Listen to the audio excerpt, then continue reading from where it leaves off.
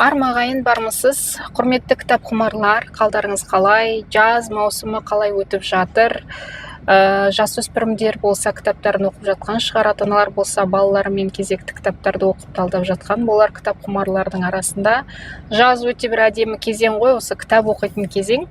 Менің қолыма осы айдың басында Тұрысбек Саукетаевтың «Мен жындымын» деген кітабы түсті қолыма. Мен бұл кітапты алу ойымда болмаған болатын меломанда, яғни менің себетінде Каспида тұрған кезекті кітаптардың бірі емес, бірақ меломанға барған кезде мына мұқаба менің көзімді тартты. Шыны керек, қызық екен, және атауы да «Мен жындымын» деген өзін мен мұндалап шақырып тұр екен. Одан кейін бұл не туралы екен, бұл жынды қандай жынды деген мақсатпен мен кітапты алдым. Және мен шыны керек қазақ әдебиетіндегі кейінгі қазіргі заманға авторларды өзіме енді ашып жатырмын десем болады. Солардың бірі мысалы міне Тұрысбек Саукетаев. Бұл кісі де Шығыс Қазақстанның тумасы екен, өйткені мен алдында Оралхан Бөкейдің кітабын талдадым ғой. Енді мына жерде өте қызықты, бір жындының күнделігі, былайша айтқанда кітаптың атауы дәл қойылған. Себебі бұл жерде басты кейіпкер жазушы ғой, ал біз білеміз өнер адамдары негізі тіпті жындыға теңеуге де болады ғой. Өйткені олар қарапайым қоғамда өмір сүріп жатқан адамдардан бөлек, олардың ойлауы бөлек, олардың ұстанымдары бөлек. Сондықтан біздің көзқарасымызбен, біздің очкиімізбен, көзілдірігімізбен ол кісілер біз үшін жынды сияқты болып келеді. Мысалы, бұл енді өзінің атынан беріп отыр, жұрттың бәрі мені жынды дейді, мен неге жынды болдым деген сияқты. Әрине өте үлкен қоғамдық мәселелерді көтереді. Соны 90-шы жылдардан бастайды, өзінің жұмысын жоғалтқан бухгалтер қалайда иттірлікпен күресе отырып, отбасында 3 баланы асыраймын деп қолынан келгенше іс-әрекет қылуға тырысады, бірақ әттең қолынан келмейді. Қасында жұбайы бар. Сөйтіп күндердің бір күнде инвалид болып қалады. Одан кейін басынан өткен сөйтіп аян береді, бір күні жазушыға айнала береді. Сөйтіп өзінің, бірақ өкінішке орай жазушы өнер адамдарының да нағыз өнер жолында жүрген, шығармашылықта жүрген адамдарда көп қиыншылықтар кездеседі ғой, бақталастық болады. Осы 1-2 күн болды. Фейсбукта қараймын, мемлекеттік сыйлықтың тағдыры да жазушыларға берілетін бір үлкен сондай бір дау болып жатыр да айналасында. Сондай бір жылтырақтар бар. Билікті мақтасаң, сенің кітабың шығады, билікті даттасаң, сенің кітабың шықпайды, сен құрдымға кетесің деген. Трагикомедиялық роман деп айтқан сондай жанр арасында бірақ андай жылайтын қоғамдық мәселелерді бұл кісі күлкімен, әжуамен береді. Маған негізі ондай ұнайды. Сосын ертедегі оқиғаларды салыстырмалы түрде береді. Бұл жерде мысалы 90-шы жылдардағы тоқырау кезеңінің мәселесі көтеріледі. Одан кейінгі оның алдындағы совет кезеңінде кейбір қарттардан қалған ауылында басынан өткен оқиғалар, соларды бір әдемілеп әзіл күлкі араластыра береді. Сөзде енді Алтай аймағынан болғаннан кейін жалпы Алтай аймағында тұратын менің ойымша қазақтардың қазақ тілі өте сондай бай, кең және диалектіге толы кейбір сөздер мен мысалы білмейді екенмін. Үпілмәлік деген бір сөз қатты ұнады маған. Әйелім мені бағып қағып алақанына салып отыр, тіпті өзім үпілмәлік болып қалдым дейді ғой.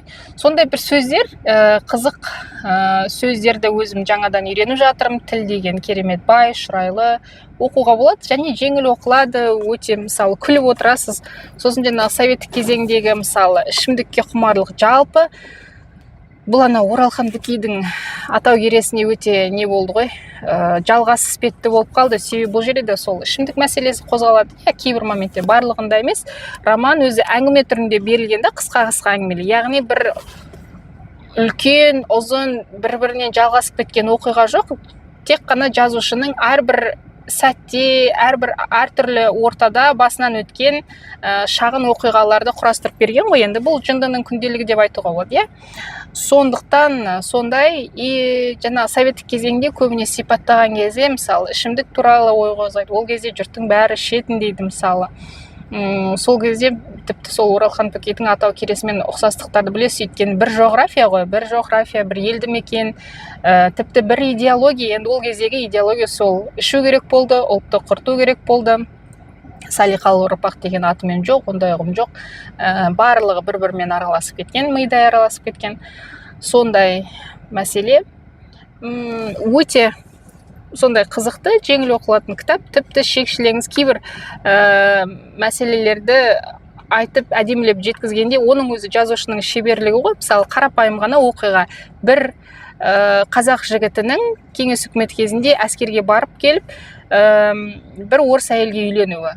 Мысалы, сол оқиғаны, жай ғана қарапайым оқиға. Қазақтың жігіті, орыстан әйелі. Бұл ол кісі оны құлпыртып, түрлендіріп, әдемілеп береді ол оқиғаны. Сол кезде тіпті менің есіме мынау орыс әйел, жаңағы енді қазақ, орыс көрмеген қазақ ауылы, таза қазақ ауылы. Bir күнде бір жігіт жаңағы орыстың әйелін алып келеді ғой, аппақ дейді, құландай дейді. Соны сипаттағаны қызықты. Сол кезде менің көз алдыма Милена деген Моника Белуччи ойнайтын фильм есіме түсіп кетті. Сол әдемі әйелді сол жасөспірімдер аңдып жүреді ғой, қарап, киініп шешінгенін, жалғыз үйде, күйеуі жұмысқа кеткенде соны аңдып отырады. Былай көшеден былай өтсе, велосипедпен жанталасып жүгіріп, мына жаққа өтеді, мына жақ басына. Былай өткенде мына жақ басына жанталасып, жаңағындай төте жолмен алдынан шығып отырағап қарайтын. Сол көрініс сахна мына жерге келді, иә.